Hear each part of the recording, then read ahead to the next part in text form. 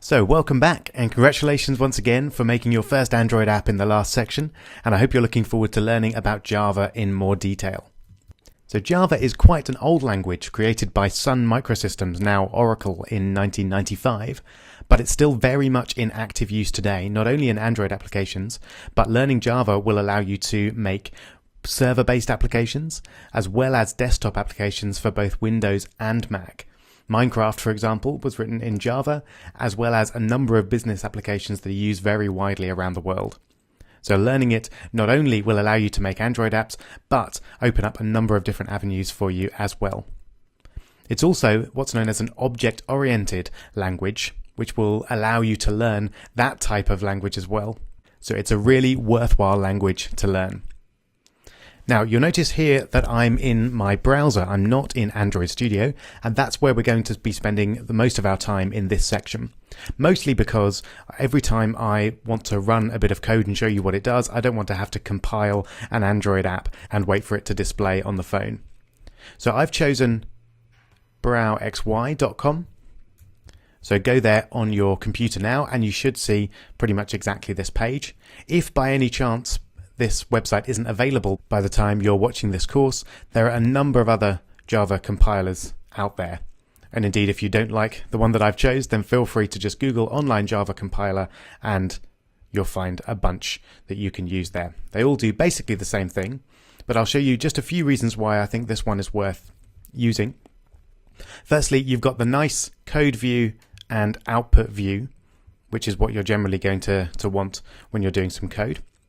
But also you've got the ability to save and share your code. So before we even write any applications, let's register for the website. So just fill in your details here. I'm going to use rob@robpercival.co.uk. Put in an alias. So this is what will appear on your account. So I'll just call myself Rob Percival, and then I'm going to use LastPass to generate a password. There we go. Obviously you can just type one in there if you like. We'll accept the terms and conditions and then enter the captcha. Okay, there we go. So I just need to confirm my email address. You don't need to see me doing that, so I've just done that. And now I'm going to click continue. And there we go.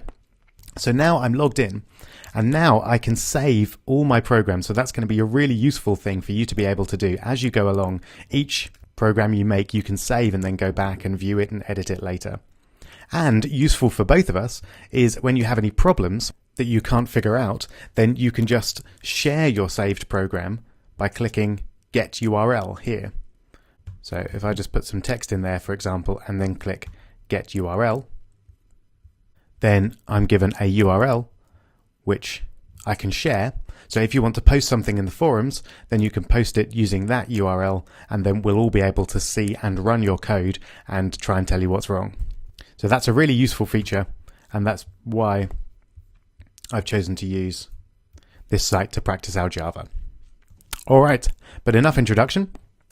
Let's get straight in and create our Hello World app. Now, another handy feature of this Java editor is that we've got a number of kind of templates of code that we can look at and just import straight away. So I'm going to import Hello World. There we go. So let's just get rid of the untitled there.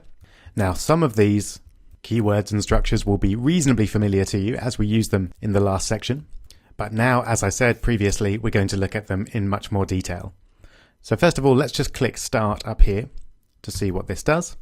You might be able to guess. It prints Hello World to the console. As you can kind of guess, that line might achieve for you. So what's going on here? Why is this set up like it is? It's not just simple print to the console line. We've got a load of other code as well. So let's take it step by step. So this first line here, it creates a class called Hello World, and that class is public. We actually don't need that word public there. If I get rid of that and then run it again, everything works fine, but it's conventional to put it in, and it just defines the access level of this class. So the class can be accessed from anywhere in our app. which doesn't really make much sense when we've only got such a tiny page here. But if you imagine you have a load of scripts and a load of different places in your app, you might want to keep some areas of it hidden from others, essentially. So what's a class, you might be asking? Well, it's one of the things that will become much clearer as the course goes on, but to give you a brief introduction, a class is like a template, or what's known as an object. So my usual way of explaining this is to think about in terms of computer games. So let's say you've got a computer game that has some ghost characters in it. What you might want to do with these ghost characters is create a class called Ghost. And then within that class, you have a load of code that defines a ghost. So it might define how much it damages the character when the character comes into contact with the ghost. It might define how the ghost moves around the screen. It might define an image that matches what the ghost looks like. Essentially, it's a template to create a ghost. Then, later on in your code, whenever you want to create a ghost, you can do that using this class. And that's all we're doing, really. We're defining a type of object. And that's the basis of object-oriented programming, which is what we're doing when we work with Java. So just to recap that, a class is a template to create a certain type of object. For example, a character or a ghost in a computer game. So what are we doing here then? Well, here we're really just creating a class because we have to. Any Java program has to start with a class definition. So if, for example, I try and remove that code and then run it, the provided class name is invalid because there isn't one, essentially. So I'm going to Command Z to get back to where we were. You can use Control Z, of course, to undo anything that you do on Windows as well. So essentially, that is where you need to start whenever you're making a Java program. You need to define a class and call it whatever you like. And then you have some curly brackets, and that's where your code for that class is going to go. Okay. So then we have our other bit of boilerplate code, which is this line here, which is something that we've seen a little of. We haven't worked with this particular method. So this is the main method. And a method, by the way, is just a function by another name. So when we're working in object-oriented programming, we talk about methods rather than functions. And they are just chunks of code that do something, like display hello world, for example. So don't be afraid of the word method. It just means a chunk of code that does something. So every Java program, again, has to have a main method. And essentially, that method is what is going to run when the Java program is executed. And we've got a few keywords here, two of which we're familiar with, one we're not. So public, again, just means that this main method is going to be accessible from anywhere in our program.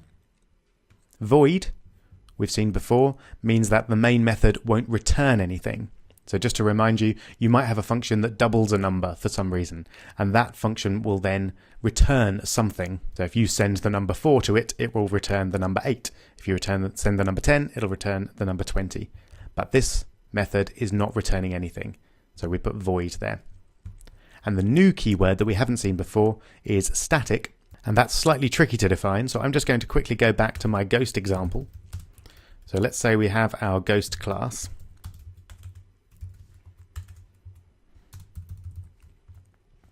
So when I create a ghost, that ghost is alive, presumably, but if it gets killed by the character, then it will become dead. So I might have a variable that says whether this ghost is alive or dead. And that variable would be specific to each ghost that I create. So that's known as an instance. So each instance of the ghost class, whenever I create a ghost, that will have its own property of whether it's alive or dead. But also, I might have the damage rating of a ghost, which might be the amount of life that the character loses when it comes into contact with a ghost. And I might want that to be fixed for all ghosts for all time, as long as this game is being run. So if that was the case, I would want that variable to be static. So that's what this static means. Essentially, it's related to the ghost class rather than each instance of the ghost, each specific ghost. So I hope that made sense. If not, if it didn't quite, then go back and listen to it again, or have a quick Google and just Google what does static mean in Java. That's another reason to learn Java, by the way, because it's a very well-established language. Almost every question you could possibly imagine has already been asked and answered online, probably several times. So there's loads of information out there when you Google it. So that's what our static keyword means here. But really, you don't need to fully understand what's going on there. The main point is that every Java program needs a main method, and that needs to be defined like this. Okay, so now we're just looking at this part. So this is the variables that are going to be passed to the main method. And those, in this case, are an array of strings. Now, don't worry too much about what an array is. We're going to look at that in a few videos' time. But the name of the variable is called args, and that can be changed. We could change it to arguments. That would be fine, and if we run that, it would still work without any problems, but the convention is to call it args. And essentially, the args are some particular values that you might want to set when you run the program. So I might want to tell the program my name, for example, and I would send it the name Rob. I might want to tell it my age, and I'll pop in 34. So that's not relevant to us at all as Android developers. We're not going to be manually setting args when we run our apps, but it is part of Java, so it's good to be aware of what it's doing. All right, we're nearly there. So hopefully more or less understand what that line is doing now. The basic summary is that this is the line that defines the method or chunk of code that runs when the program itself is run. And then this last line then is something completely new, but it's fairly straightforward, I hope. So we're using a system function here, and then we're outputting something. So we use system.out and then .print line.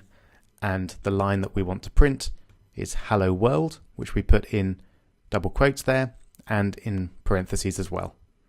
And then every line in Java doesn't have a curly bracket, will have a semicolon to show that that line has been completed. All right, so it's fairly trivial, of course, to change that from hello world to hello Rob. Just change the code there. Fantastic.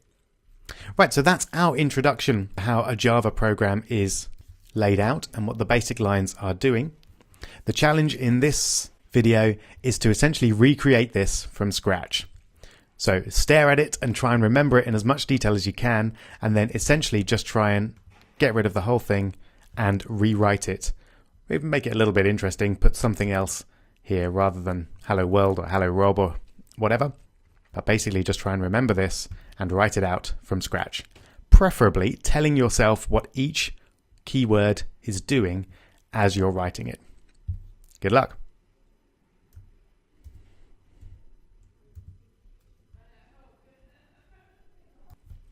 All right, I hope you managed that. I'm just going to take this through from scratch quite quickly. So our first step is to create a public class, mostly because every Java app needs a class, and that by default, the class is normally defined to be public, so it's accessible anywhere within our app. And this time I'm going to call this Hi Rob, just to change it up a little bit. And then we'll have our curly brackets to contain the code for that class. And then we're going to define the main method, which is the chunk of code that's going to be run when the app itself is run, or the program is run. And this is going to be public, again, so accessible from anywhere in the app. It's going to be static, because we want it to be related to the class rather than any specific instance of the class.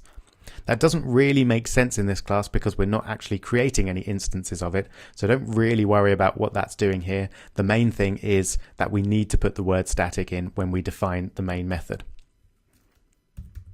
And then void, because it doesn't return anything, and then we're going to call the method main, and the method is going to accept an array of strings like that. And that array of strings is going to be called args. And that's it. And then once again, we'll have some curly brackets to contain our inside code. And then finally, we want to write the code to display the words "Hi Rob" in the console. And we do that by accessing the system functions or system methods. And we want the set of output methods within that. So system.out.